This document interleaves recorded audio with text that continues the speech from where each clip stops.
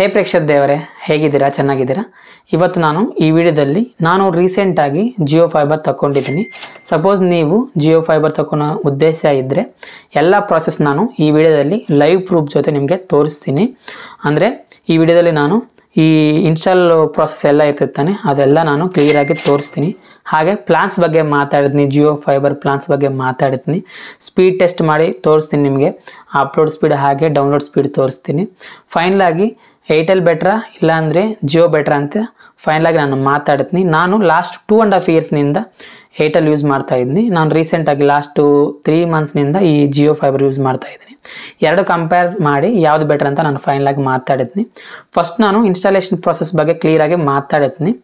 ಅದಕ್ಕಿಂತ ಮುಂಚೆ ನೀವು ನಮ್ಮ ಚಾನಲ್ನ ಹೊಸದಾಗಿ ನೋಡ್ತಾ ಇದ್ದರೆ ದಯವಿಟ್ಟು ನಮ್ಮ ಚಾನಲ್ನ ಸಬ್ಸ್ಕ್ರೈಬ್ ಮಾಡಿರಿ, ಈ ವಿಡಿಯೋಕ್ಕೊಂದು ಲೈಕ್ ಮಾಡಿರಿ.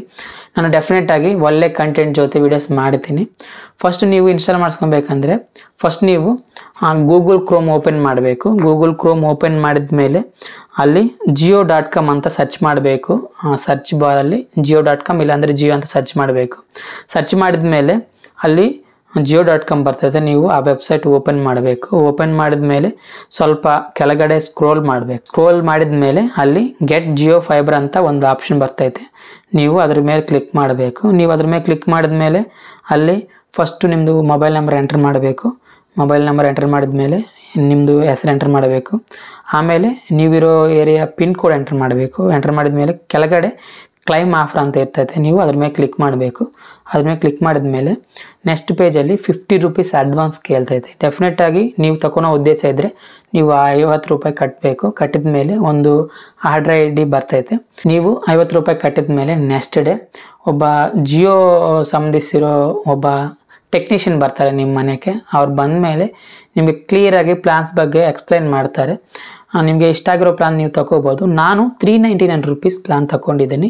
ಈ 399 ರೂಪೀಸ್ ಪ್ಲಾನಲ್ಲಿ 30 MBPSವರೆಗೂ ನೆಟ್ ಬರ್ತೈತೆ, ಇಂಟರ್ನೆಟ್ ಬರ್ತೈತೆ. ಹಾಗೆ ಅಪ್ಲೋಡ್ ಸ್ಪೀಡ್ 30 MBPSವರೆಗೂ ಬರ್ತೈತೆ. OTT ಸಬ್ಸ್ಕ್ರಿಪ್ಷನ್ಸ್ ಏನು ಬರಲ್ಲ, TV ಚಾನಲ್ಸ್ ಏನು ಬರಲ್ಲ, ಓನ್ಲಿ ಇಂಟರ್ನೆಟ್ ಮಾತ್ರ ಬರ್ತೈತೆ ನಾನು ತಗೊಂಡಿರೋ ಪ್ಲಾನಲ್ಲಿ ಮಾತ್ರ.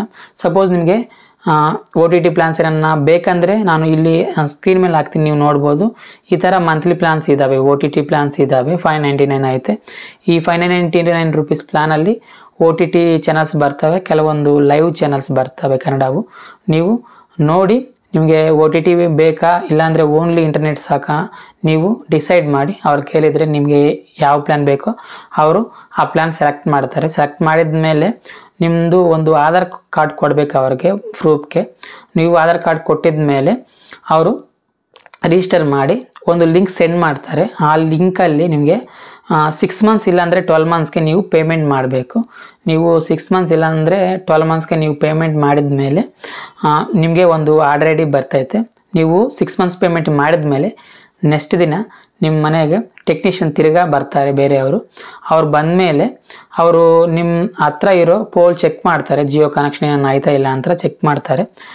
ನಿಮ್ಮ ಹತ್ರ ಇರೋ ಜಿಯೋ ಕನೆಕ್ಷನ್ನಿಂದ ನಿಮಗೆ ಜಿಯೋ ಫೈಬರ್ ಕನೆಕ್ಷನ್ ಕೊಡ್ತಾರೆ. ಈ ಪ್ರೋಸೆಸ್ ಎಲ್ಲ 1 ಅವರ್ನಿಂದ 2 ಅವರ್ಸ್ವರೆಗೂ ಇರೋ ಅವಕಾಶ ಐತೆ. ಅದು ಡಿಪೆಂಡು ಪೋಲ್ ಸಪೋಸ್ ನೀವು ನಿಮ್ಮ ಮನೆ ಹತ್ರ ಪೋಲ್ ಇದ್ದರೆ ಬೇಗ ಆಗ್ತೈತೆ. ಸಪೋಸ್ ಇಲ್ಲ ಅಂದರೆ ವೈರಿಂಗ್ ಮಾಡ್ತಾರೆ ಜಾಸ್ತಿ ಟೈಮ್, ಅದಕ್ಕೆ ಲೇಟ್ ಆಗ್ಬೋದು. ಈ ಪ್ರೊಸೆಸ್ 1 ಅವರ್ ಮೇಲೆ ಇರ್ತೈತೆ. ಈ ವೈರಿಂಗ್ ಮಾಡಿದ ಮೇಲೆ ಅವರು ಜಿಯೋ ಫೈಬರ್ ಬಾಕ್ಸ್ ಅಂತ ತಗೊಂಡು ಕೊಡ್ತಾರೆ ನಿಮಗೆ. ಆ ಬಾಕ್ಸಲ್ಲಿ ಜಿಯೋ ಫೈಬರ್ ಬಾಕ್ಸ್ ಇರ್ತೈತೆ. ಆ ಬಾಕ್ಸು ಅವ್ರು ಫಿಟ್ ಮಾಡಿದ ಮೇಲೆ ಅವರೇ ಪಾಸ್ವರ್ಡ್ ಹೇಗೆ ಇಕ್ಕೋದಂತ ಕ್ಲಿಯರಾಗಿ ನಮಗೆ ಎಕ್ಸ್ಪ್ಲೇನ್ ಮಾಡ್ತಾರೆ. ನಾವು ಪಾಸ್ವರ್ಡ್ ಇಕ್ಕೊಬೇಕು ನಮ್ಮ ವೈಫೈಗೆ. ಪಾಸ್ವರ್ಡ್ ಇಕ್ಕೊಂಡಿದ ಮೇಲೆ ಅವರು OTT ಸಬ್ಸ್ಕ್ರಿಪ್ಷನ್ಸ್ ಏನಾರು ಇದ್ದರೆ ಕ್ಲಿಯರಾಗಿ OTT ಸಬ್ಸ್ಕ್ರಿಪ್ಷನ್ ಬಗ್ಗೆ ಎಕ್ಸ್ಪ್ಲೇನ್ ಮಾಡ್ತಾರೆ. ಎಕ್ಸ್ಪ್ಲೇನ್ ಮಾಡಿದ ಮೇಲೆ ಚೆಕ್ ಮಾಡ್ತಾರೆ, ನೆಟ್ ಸ್ಪೀಡ್ ಎಷ್ಟು ಬರ್ತೈತೆ ಅಂತ ಚೆಕ್ ಮಾಡಿ ಅವರು ಹೋಗ್ತಾರೆ.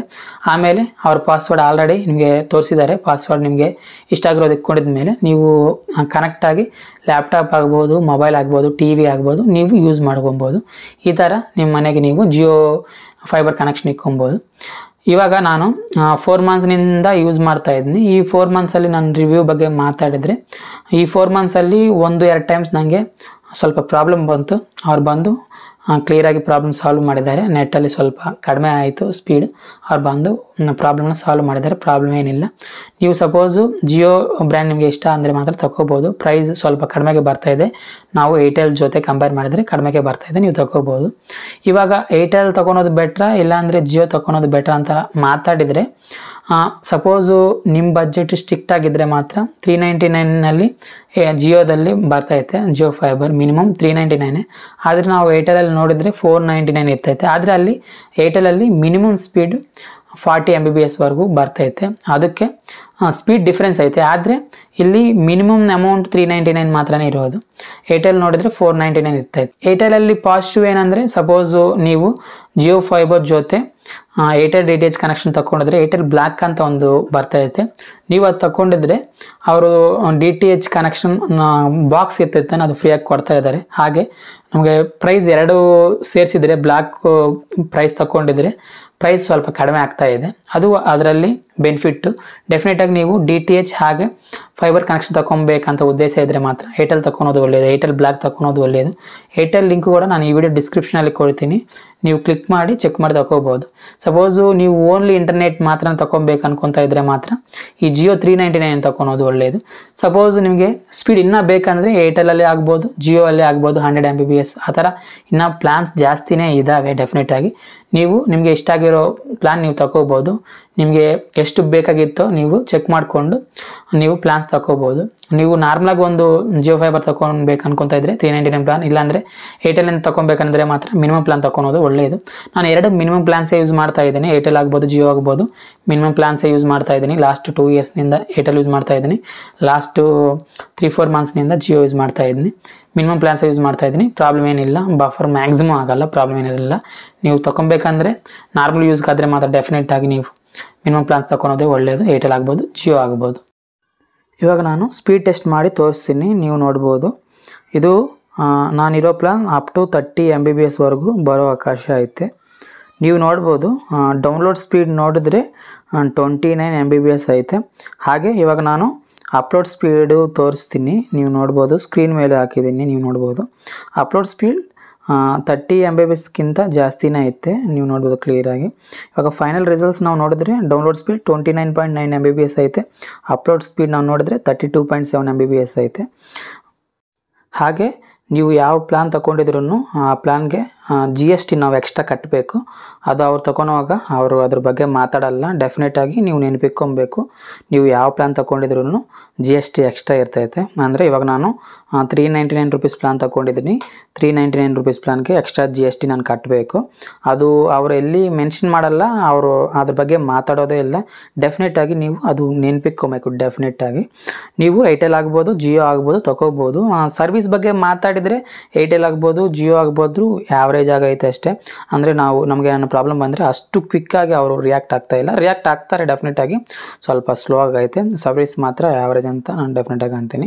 ಅಷ್ಟು ಸ್ಪೀಡ್ ಇಲ್ಲ. ಏರ್ಟೆಲ್ ಆಗ್ಬೋದು, ಜಿಯೋ ಆಗ್ಬೋದು, ನಿಮ್ಮಿಷ್ಟ. ಏರ್ಟೆಲ್ ಆಗ್ಬೋದು, ಜಿಯೋ ಆಗ್ಬೋದು, ಯಾವುದೋ ಒಂದು ನೀವು ತಗೋಬೋದು.